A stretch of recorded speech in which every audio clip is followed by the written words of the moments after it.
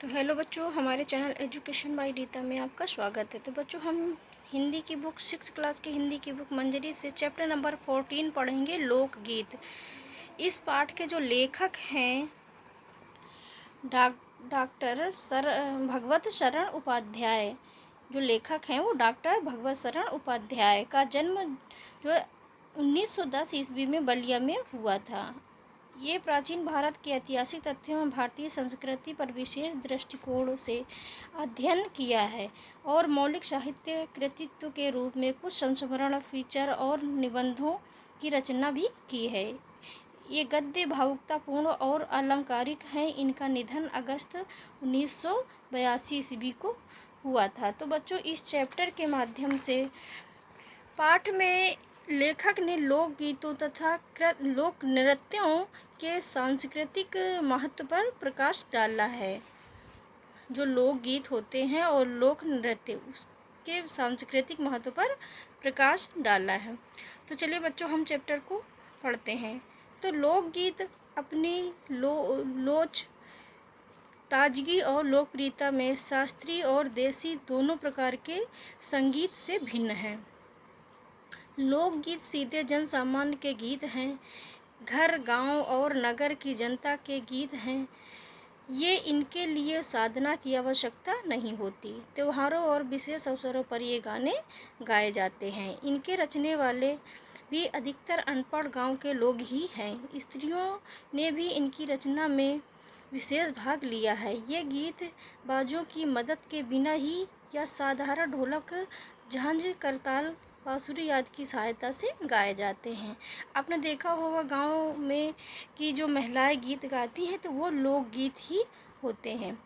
अनेक लोगों ने विविध बोलियों के लोक साहित्य और लोकगीतों के संग्रह पर कमर कसी और इस प्रकार के अनेक संग्रह प्रकाशित हो चुके हैं। प्रांतों की विविध सरकारों ने भी लोक साहित्य के पुनरुद्धार में हाथ बटाया है और सभी राज्यों में इस संबंध का एक विभाग चालू कर दिया या सार्वजनिक अधिवेशन, पुरस्कार आदि द्वारा इसका प्रोत्साहन, प्रचार और वृद्धि शुरू कर दी गई। लोकगीतों के कई प्रकार हैं। इनका एक प्रकार तो बड़ा है, ओजस्वी और सजीव है।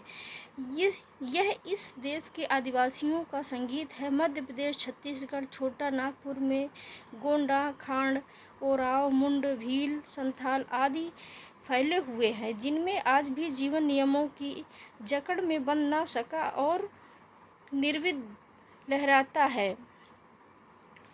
इनके गीत और नृत्य अधिकतर साथ साथ और बड़े बड़े दलों में गाए और नाचे जाते हैं। आदमियों और औरतों के दल एक साथ या एक दूसरे के जवाब में गाते हैं। दिशाएं गूंज उठती हैं। पहाड़ी प्रदेशों के अपने अपने गीत हैं। उनके अपने अपने भिन्न रूप होते हुए भी अशास्त्रीय होने के कारण उनमें अपनी एक समान भूमि है।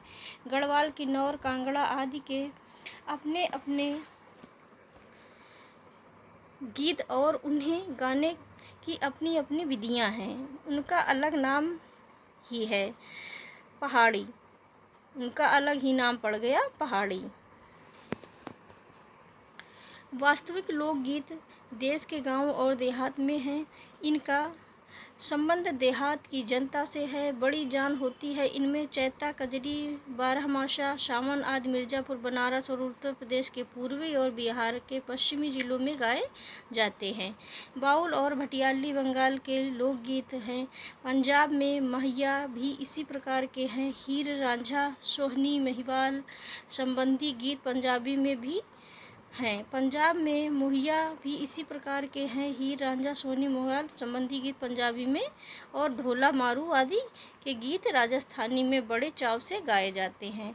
इन देहाती गीतों के रचयिता कोरी कल्पना को इतना मान न देकर अपने गीतों के विषय में रोज़मर्रा के जीवन से लेते हैं, जिससे वे सीधे मर्म का स्पर्श करते हैं और उनके राग भी साधारणतः पीलू, सारंग, दुर्गा, सामंत, सोरठ आदि हैं। ये सभी लोकगीत गाँव और इलाकों की बोलियों में गाए जाते हैं। लोकगीत की भाषा नृत्य की बोली होने के कारण बड़ी आह्लाददार और आनंददायक होती है। राग तो इन गीतों के आकर्षक होते ही हैं, इनकी समझी जा सकने वाली भाषा भी इनकी सफलता का कारण है।